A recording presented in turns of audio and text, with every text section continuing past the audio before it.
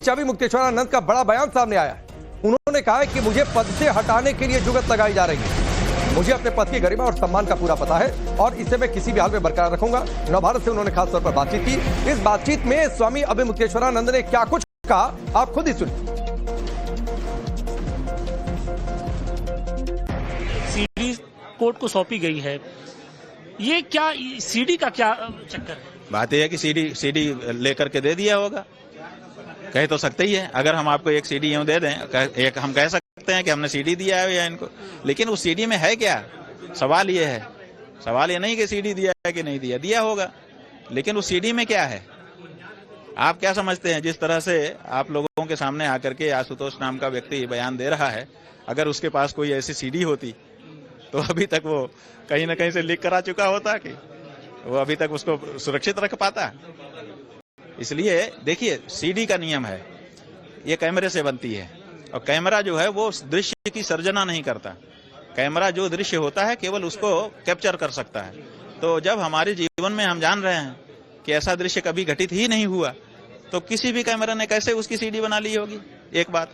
दूसरी बात यह है कि उन्होंने जो मुकदमा लिखाया, जैसा कि अखबारों में और चैनल के माध्यम से आप लोगों के माध्यम से जानकारी हुई, वो कहते हैं कि हमारे पास बच्चे आए और उन्होंने कहा कि हमारे साथ ये हो रहा है, तो अब सीडी है कह रहे हैं।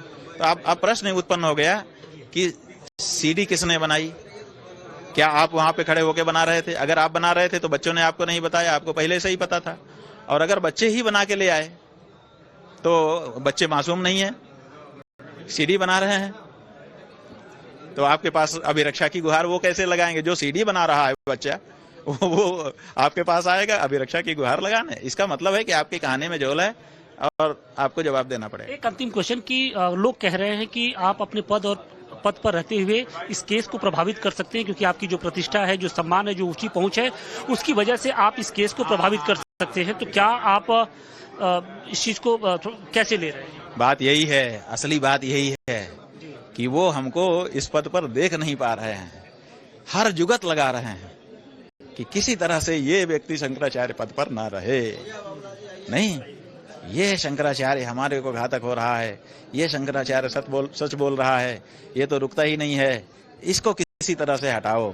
नैतिकता की दुहाई दी जा रही है कि नैतिकता के आधार पर उनको अपने पद से इस्तीफा दे देना चाहिए, और जब वो बेदाग निकले कोर्ट से तब वो फिर अपने पद पर। सारी नैतिकता अब इनके द्वारा सिखाई जाएगी हम लोगों को, नहीं, सारी नैतिकता अब हमको इसी बात में सिखाई जाएगी। अगला आघात यही होने वाला है। बात यह है कि सूरज के सामने हमने सूर्य भगवान का उदाहरण सदा से सामने रखा है।